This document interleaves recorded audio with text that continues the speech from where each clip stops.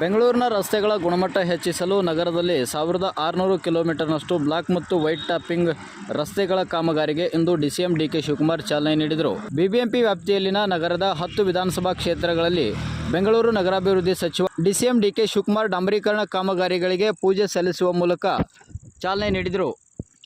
ಈ ವೇಳೆ ಮಾಧ್ಯಮಗಳಿಗೆ ಪ್ರತಿಕ್ರಿಯೆ ನೀಡಿರುವ ಡಿಸಿಎಂ ಡಿಕೆ ಶಿವಕುಮಾರ್ ಅವರು, ನಗರದ ವಿವಿಧೆಡೆ ಶಂಕುಸ್ಥಾಪನೆ ನೆರವೇರಿಸಿದ್ದೇವೆ. ಸೋಮವಾರ ಒಂದೇ ದಿನ 10 ಕಡೆಗಳಲ್ಲಿ ಬ್ಲಾಕ್ ಟಾಪಿಂಗ್ ಕಾಮಗಾರಿ ಚಾಲನೆ ನೀಡಲಾಗಿದೆ ಎಂದು ತಿಳಿಸಿದರು. ಇನ್ನು 1600 ಕಿಲೋಮೀಟರ್ ವೈಟ್ ಟಾಪಿಂಗ್ ಕಾಮಗಾರಿ, ರಸ್ತೆ ವೈಟ್ ಟಾಪಿಂಗ್ ಹಾಗೂ ಬ್ಲಾಕ್ ಟಾಪಿಂಗ್ ಕಾರ್ಯಕ್ರಮ ರೂಪಿಸಿದ್ದೇವೆ.